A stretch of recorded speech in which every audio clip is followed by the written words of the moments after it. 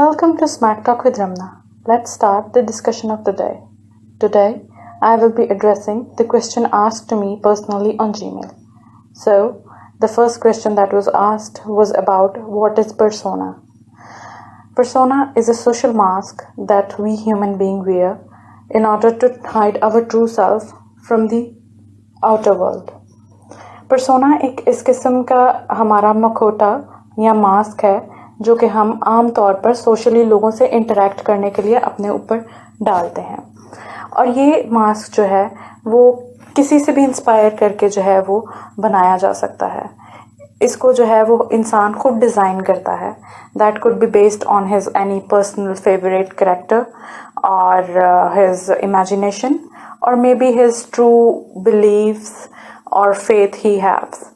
तो हम नॉर्मली जब देखते हैं तो हमारी असल नेचर जो भी हो, हम अक्सर अपनी सोशल लाइफ में एक मास्क पहनकर जो है वो अपने घरों से निकलते हैं और अपने जानने वालों और दोस्तों से जो है वो इंटरेक्ट करते हैं। तो पर्सोना जो है वो एक ऐसा मास्क है जो कि हम यूज़ करते हैं अपने आप को दूसरों से कंसील करने के लिए। इसकी जो है वो रूट्स बहुत गहरी हैं। Even in genders it is very distinctive and very hidden as well.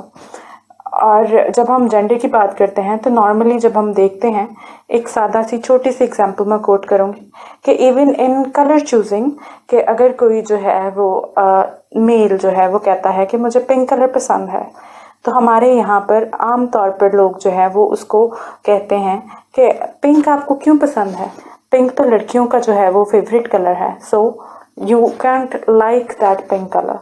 तो उसके पीछे बेसिक रीज़न क्या है कि हमने इसी वजह से जो है वो लोगों को अपने आप को कंसील करना पड़ता है कि अगर किसी मर्द को पिंक कलर पसंद है तो भी सोसाइटी के प्रेशर की वजह से वो कभी भी जो है वो पिंक कलर को अपना फेवरेट कलर एडमिट नहीं करेगा।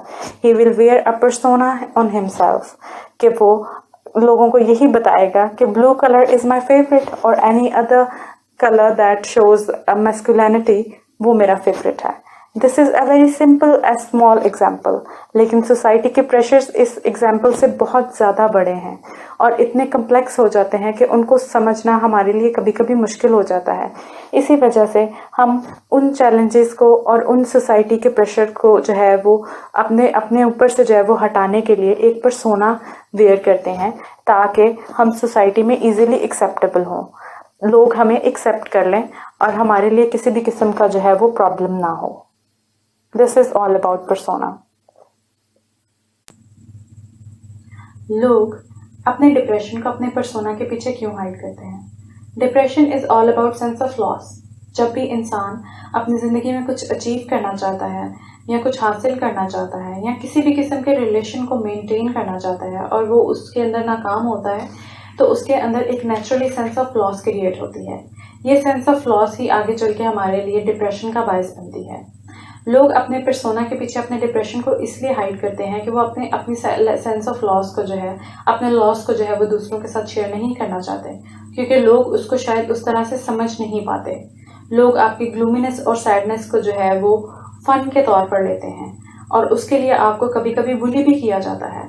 इसलिए लोगों ने अपने अंदर जो है ये एक बात अपना ली है कि अपनी ग्लूमीनेस, अपनी सैडनेस, अपने लॉस को अपने तक रखा जाए, सोसाइटी के साथ शेयर ना किया जाए। इन्हीं ट्रस्ट इश्यूज की वजह से लोग अपने जो है वो डिप्रेशन को अपनी पर्सोना के पीछे हाइड करते हैं।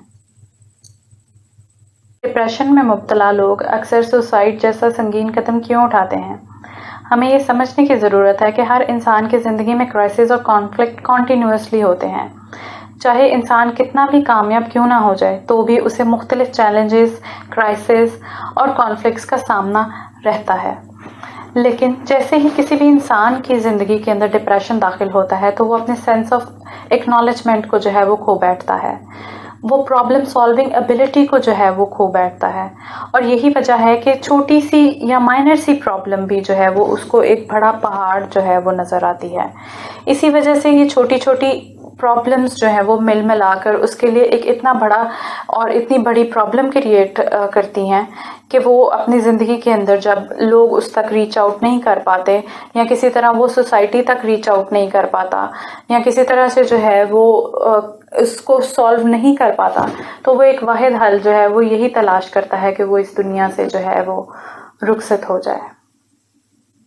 हमारी आज की डिस्कशन का आखिरी सवाल है कि क्या पर्सोना के अंदर स्पिल्स होते हैं।